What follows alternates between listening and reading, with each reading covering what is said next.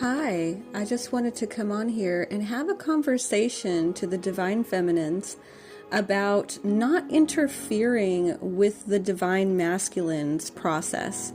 Because they are, especially right now, they've always been going through a process, but they are most definitely going through a process right now.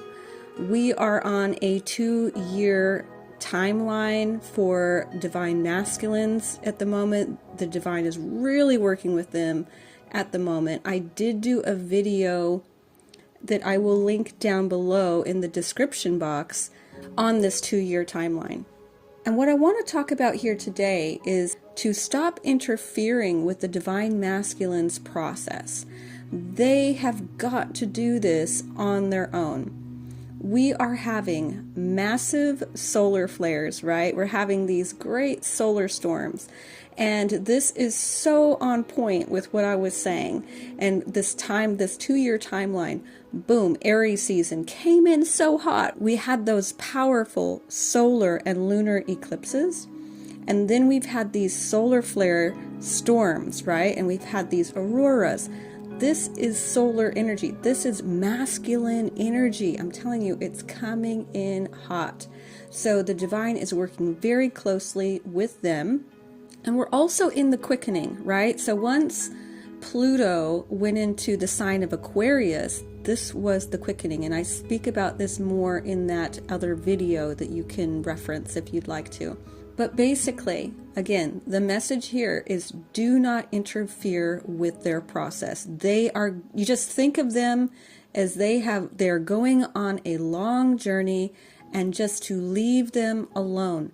They will come back in from time to time and want to reach out to you. It's probably not going to be very much. You might get a tiny little bit of energy coming from them to let you know that they're still there, to let you know that you're still connected. They're still thinking about you, but they're on this journey.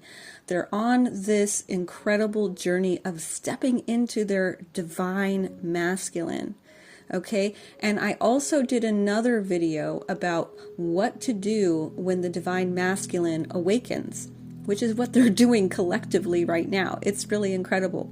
So, and that's because of this quickening. But in that video about what to do when your divine masculine is awakening, I tell you there to give them lots of space.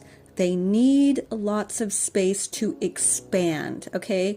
So they need to expand, and they can't do that with you, with your energy there. It's just not how it's done. We do our process by ourselves, and they have to do their process by themselves.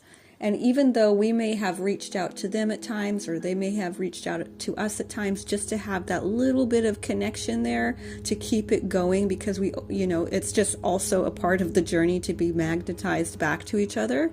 Essentially, you've got to give them space, lots and lots of space. And this means physically. So physically, stop reaching out to them. So you should really just let the divine masculine reach out to you. You really don't want to reach out to them unless it's something that's really important. None of this stuff where you're just a little bit vulnerable and you just want to reach out to them, or you're not feeling good and you're feeling unsure. You want to you deal with your stuff, okay? You have to deal with your stuff by yourself. You should essentially, as divine feminine, be stepping into your own power of the divine feminine, of your own self-love, and being a pillar of this feminine energy that just draws everything to them, right? That's the key for the feminine. And allow the masculines now to have their turn, to have their process, and don't interrupt it. This is really important, because what happens is when you come in, when you kind of don't need to, you are interrupting their process.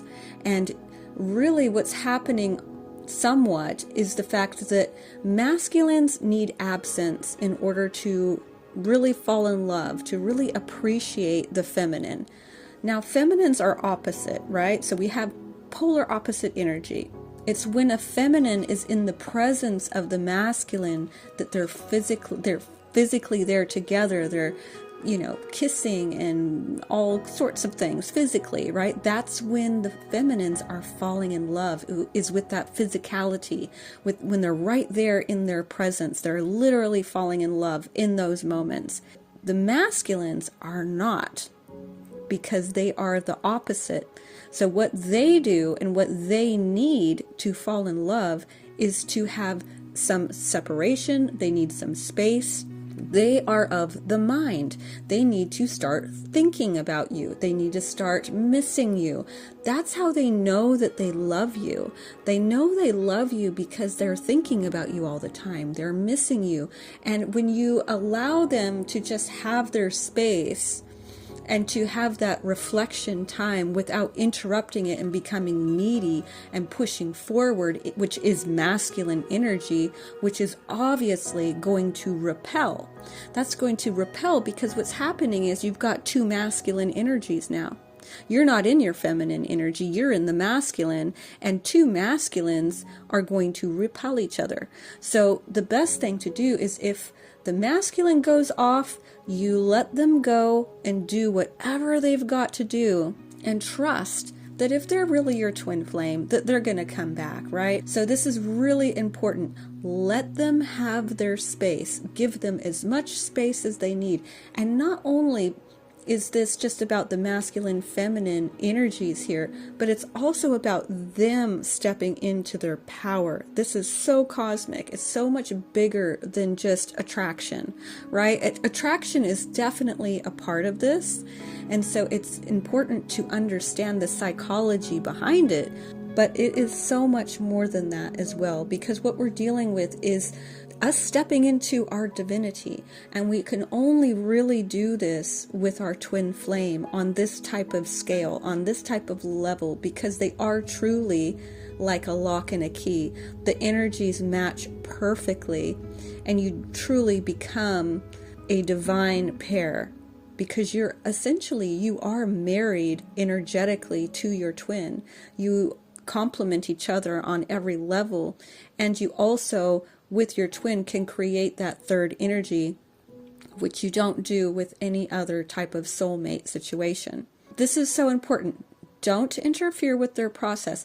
If they come back in, now for the divine feminines, what you have to do here is to really hold your standards, okay? Hold your boundaries of what your expectations are of the masculine, okay? Because for a long time, the feminines have been accepting behavior that's of a lower nature. They've been accepting them in their mortality, in their shadow side, in their lower nature. And so once the divine feminine really steps into her power, we've really got to have a really strong boundary. So we give lots of space, because we don't reach out, because we're in that magnetic moon goddess energy. So that energy just won't even let you reach out to them, because that's not what that energy does. And essentially, you want the divine masculine to step into their energy of being powerful and coming towards you in a powerful way, in making this thing a physical connection. Physically here in the 3D. That's what they are designed to do. That's what their energy does. And they do that by being the active force. They come in, they claim you, they make it a solid connection, they move the relationship forward, and they start doing whatever is necessary to make it where you two can actually be together. They will literally move mountains for you to do this if you allow them to have their process. They've got to have the space and the time. You don't want to rush them, and you have to stay within that feminine energy, keeping your boundaries. And so when they come back in, you've got to have those boundaries set in place, right? You've got to keep that really strong. And so if they don't come in, because they will come in, and they may not come in with the right energy. Like I said in another video, let the divine masculine fail, because they will fail. And it's okay, because we've failed, right? We failed at times too, by reaching out and interrupting their process. That was our failure when we did that, because those were tests. Oftentimes, what happens is the divine feminine will strongly feel the masculine's energy, and they'll feel this longing and this urge so strongly to reach out to them, to the point where they just almost can't take it anymore, and they just have to reach out to them. And this was a test, because actually what was happening is that you were connecting with the masculine, and had you just stayed in that feminine energy a little bit longer, they would have reached out to you. Because that's what was just about to happen, is that they were about to come to you and reach out and be in that masculine energy, but then you blew it and you failed by being the one to reach out first. So you really have got to hold back. Those are just tests. It's their energy. You're picking up on their energy, and because what happens in that space, remember I said they fall in love with your absence? So it's in that space, they're thinking about you. They are missing you. They're longing for you. Well, guess what? You're picking up on that. You're picking up on their longing. You're picking up on their love, them thinking about you. And then what happens is that they will eventually do that thing that you did instead, which is it will come to the point where they can't take it anymore, and they will have to reach out to you. But what happens is that you're picking up on that energy, and you're doing it before they get to do it. And that's how we loop with this. So this is why you have to stay in that feminine energy that stays put. The feminine energy, it's the moon. It magnetizes and it pulls and it draws them to you. But remember, we are opposite polarities, and they need something different from us. We need their presence, right? That's what we really want. We really want their presence, because that's where we fall in love. And they need some absence in order to do that. Now, what will happen is that eventually that absence you won't need as much. Once the love is fully established, and once they are fully in their divine masculine, you won't need those absences anymore. And then you could just both be in your divine energy and be together. And you still will have an ebb and flow. They will always need a little bit of space, right? They'll always need to go off and go do their own missions and do their own things. That is the masculine energy. The feminine energy needs connection. That's what they're after. They need connection. And so you need to have a solid circle of divine feminines that you can connect with, and to, lift each other up and be there for each other.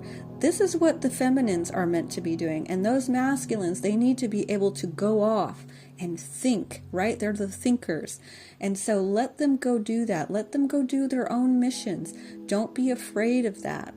But anyway, I think I will go ahead and finish off here for today. I am sending you so much love. I thank you so much for listening, and I will talk to you later. Bye.